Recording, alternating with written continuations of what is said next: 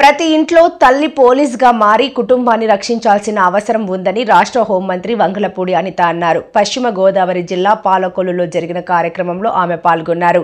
ఈ సందర్భంగా వంగలపూడి అనిత మాట్లాడుతూ, సంవత్సరాలైంది అయినప్పటికీ కూడా ఆడపిల్ల పుట్టిన వెంటనే ఆడపిల్ల అనుకొని పక్కకి వెళ్ళేవాళ్ళు. అదే మగపిల్లాడు పుట్టాడంటేనే ఇంకా లోపల నుంచి లేబర్ రూమ్ నుంచి బయటికి కబురు, చిన్న కాకితో కబురు వచ్చినా కూడా ఇక్కడ స్వీట్లు పంచుకునే రోజుల దగ్గర నుంచి ఆడపిల్లని కనాలనుంది అనుకునే పొజిషన్కి ఈరోజు చాలా మంది సంఘ సంస్కర్తలే కాదు, ఇలాంటి వ్యక్తులు కూడా ఈరోజు ముందుకొచ్చి చాలా సంస్కరణలు చేయబట్టి ఈరోజు కనీసం ఇలాగైనా పరిస్థితి ఉంది. ఇందాక మధుప్రియ మాట్లాడేటప్పుడు కానీ మన కలెక్టర్ గారు మాట్లాడేటప్పుడు కానీ ఒక మాట చెప్పారు. ఈరోజు ఆడపిల్ల నువ్వు ఇలాగే ఉండాలి, నువ్వు ఈ టైం అయ్యేసరికి ఇంటికి రావాలి, నువ్వు ఇలాగే బట్టలు కట్టుకోవాలి, ఇలాగే మాట్లాడాలి, ఇలాగే ఉండాలి, బుర్ర దించుకున్నాడు. ఈ పరిస్థితులు ఇదే సేమ్ యాస్టీస్ గా మన ఇంట్లో ఉన్న మగ పిల్లలకి సైతం చెప్పి మనం నేర్పించుకుని ఉంటే ఈ రోజు బయటకు వచ్చేసరికి ఇన్ని అరాచకాలు జరిగావా అని నేను అడుగుతున్నా. ప్రతి ఆడపిల్లని ఎలా పెంచుతున్నారో ప్రతి తల్లి, ప్రతి మగ బిడ్డని కూడా ఆ తల్లి అదే బాధ్యతతో పెంచాల్సిన అవసరం ఉంది. ఫస్ట్ ఆఫ్ ఆల్ మన ఇంట్లో పోలీసింగ్ తల్లే చేయాలి అని చెప్పి డే ఫస్ట్ నుంచి కూడా మేము మాట్లాడుకునే సందర్భం. పిల్లలందరూ కూడా స్కూల్ నుంచి వచ్చిన తర్వాత స్కూల్ బ్యాగ్ పక్కన పడేసిన వెంటనే ఫస్ట్ తీసుకునేది ఏంటో తెలుసా?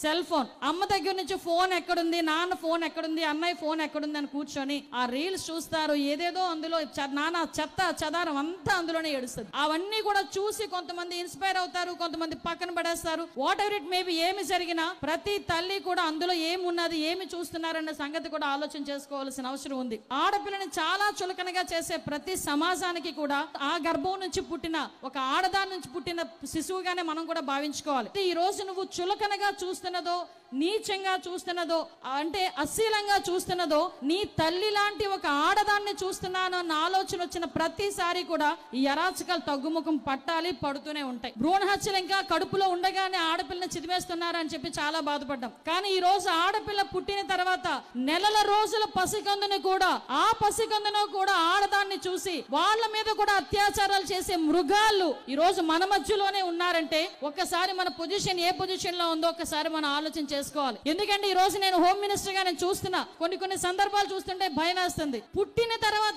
ఆడబిడ్డ రక్షణ గురించి కూడా ఒక సామాజిక బాధ్యత తీసుకొని మీలాంటి మంత్రులు, మాలాంటి మనవలాంటి అందరం కూడా ఈ రోజు చేయి కలిపి ఆ రక్షణలో ముందుకెళ్లాల్సిన బాధ్యత కూడా ఉంది. ఎందుకంటే ఈ రోజు విపరీతంగా గంజాయికి, డ్రగ్స్ కి బానిసైపోయి యువత ఎంతమంది ఎన్ని ఇబ్బందులు పడుతున్నారో మనకు తెలుసు. ఈ రోజు చాలా మంది యువతకి ఏంటంటే సినిమాలు చూసరికి ఒక ఇన్స్పిరేషన్. నేను సినిమా వాళ్ళని తప్పు పట్టట్లే, కానీ ఆ సినిమాలో ఉన్న మంచి కన్నా సినిమాలో ఉన్న చెడే ఎక్కువగా అట్రాక్ట్ అవుతుంది. అటువంటి పరిస్థితుల్లో ఓ గాంజాయి తీసుకుంటేనో, ఒక డ్రగ్స్ తీసుకుంటేనో, ఒక మందు తాగితేనో అదో పెద్ద హీరోయిజం లా ఫీల్ అయ్యే ఇటువంటి పరిస్థితుల నుంచి అది కాదు హీరోయిజం అంటే.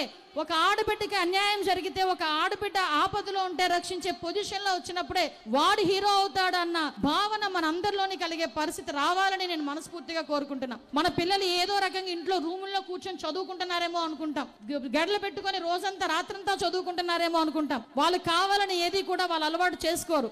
ఏదో ఉన్న సిచ్యువేషన్ లోనో, వాళ్ళ తాలూకా స్నేహితుల ప్రోద్బలంతోనో వాళ్ళు ఆ గంజాయికి, డ్రగ్స్ కి అలవాటు పడిన తర్వాత వాళ్ళు చేసే ఆకృత్యాలు వాళ్ళ జీవితాలే నాశనం అయిపోతున్నాయి. ఈ రోజు నా పిల్లడికి గట్టిగా తిడితే ఏడుస్తాడేమో, ఇంట్లో వెళ్ళిపోతాడేమో అని భయపడి ఏ తల్లిదండ్రులైనా ఆ బిడ్డడికి చెప్పడం మానేస్తే ఆ తర్వాత పిల్లోడు పెద్దడయ్యి చేసిన నేరాలకి ఆ తల్లే నిజంగా ఒక రకంగా చెప్పాలంటే బాధ్యత వహించాల్సిన అవసరం ఏర్పడతా ఉంది.